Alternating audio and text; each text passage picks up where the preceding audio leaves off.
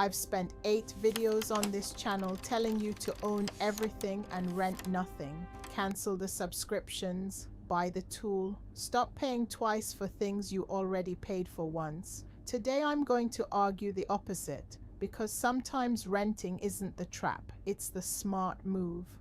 Here are 5 things you should never buy once.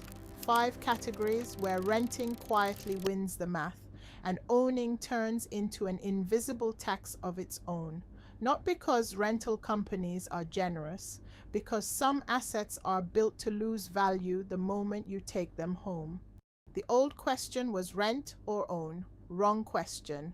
The real one. How fast does this thing lose value, and how often will you actually use it? Answer those 2 and the 5 categories build themselves. Let's open the machine. Category 1.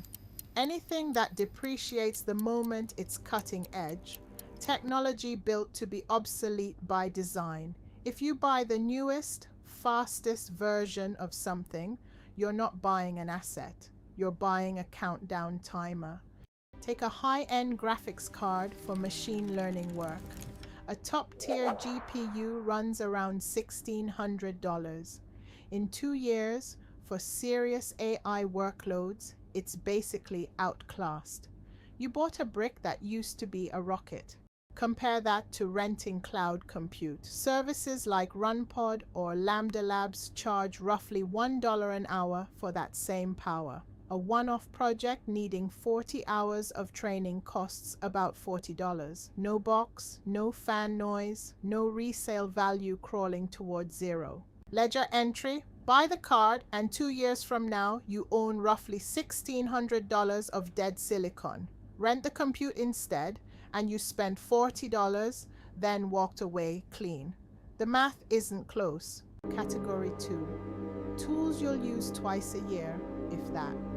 This is where garages go to die.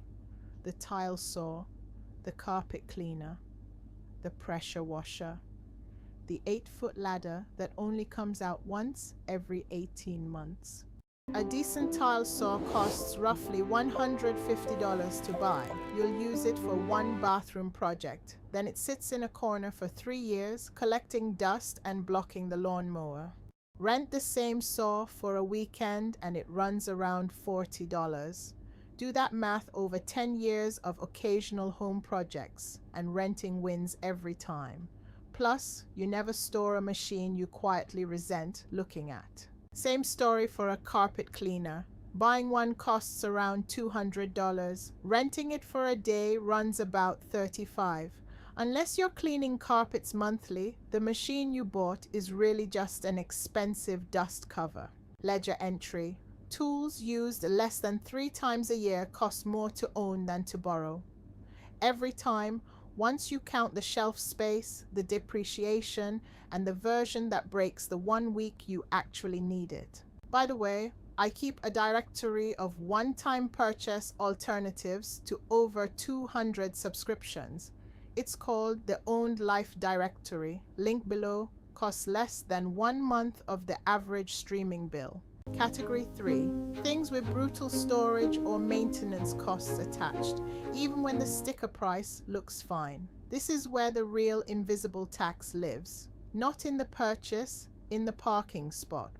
A pickup truck for hauling. If you need one 3 times a year, buying costs roughly $45,000 plus insurance, plus a driveway spot. It occupies the other 362 days. Renting one for a run to the hardware store costs about $20 an hour at most home improvement stores. 3 trips a year is roughly $60 total. You just avoided $45,000 of depreciation for a truck bed you needed for 90 minutes. Boats are the extreme version of this. The old joke is the 2 best days of owning a boat are the day you buy it and the day you sell it. Marina fees, winterizing, engine work. The boat depreciates while it just sits at the dock. Ledger entry: assets that need a dedicated parking spot, a maintenance contract, or a trailer to move.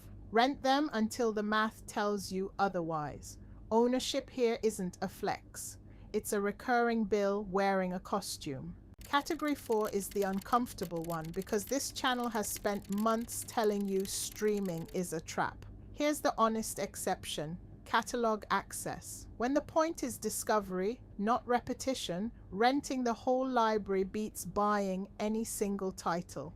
Spotify holds roughly 100 million songs. Buying even a fraction of that at $1 a track would cost more than most people spend on housing. The subscription isn't paying for songs, it's paying for the right to try things before you commit. The mistake isn't subscribing to a catalog. The mistake is subscribing to a catalog and never buying the handful of albums or films you actually rewatch every year. Rent the fire hose of new. Own the short list you return to. Ledger Entry, a subscription that helps you discover 4 new albums a month, is doing its job. The failure mode isn't the subscription. It's paying for discovery long after discovery has quietly stopped happening. Category 5. Software that has to keep moving to stay useful. Tax rules change every year. Security threats change every week. A perpetual license on either one doesn't age, it rots. Tax software is the clearest case. The tax code itself changes annually, so last year's program is calculating against rules that no longer exist. A yearly subscription to something like TurboTax, roughly $60, buys you this year's actual rule book. By the way, I keep a directory of one-time purchase alternatives to over 200 subscriptions. It's called the Owned Life Directory. Link below. Costs less than 1 month of the average streaming bill. Security software works the same way. A one-time purchase antivirus from 4 years ago can't recognize a threat invented last month. You're not paying for the software anymore. You're paying for someone to keep watching so you don't have to. Same logic applies to a professional app you need for exactly one project. Video editing software for a single freelance gig, say. A month of access runs roughly $50. The perpetual license for the same tool can run over $700. Ledger Entry, like anything that must stay current to stay useful, y'all's tax rules, security patches, one project software. You're not really buying the program, you're buying its maintenance. Rent the maintenance. Don't pretend a license freezes time. So here's the line that actually organizes all 5. Rent what depreciates fast, what you use rarely, what costs more to store than to borrow, or what has to stay constantly updated to work at all. Own what holds its value. Own what you use constantly. Own what lasts for years without needing a patch or a parking spot. Own what you'd genuinely be lost without tomorrow morning. Own what lasts, rent what rots. That's the whole rule, and it was hiding inside every video this channel has made. I just never said it that plainly until an episode forced me to argue against myself. The enemy was never renting. The enemy is renting the things you use every single day, the ones that would have been cheaper to own in year 1 and every year since.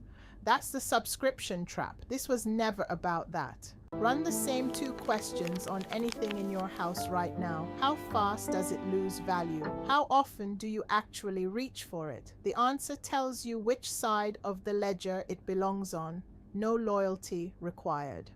5 things worth renting: bleeding edge compute, once a year tools, storage heavy assets, discovery catalogs, and software that has to keep moving.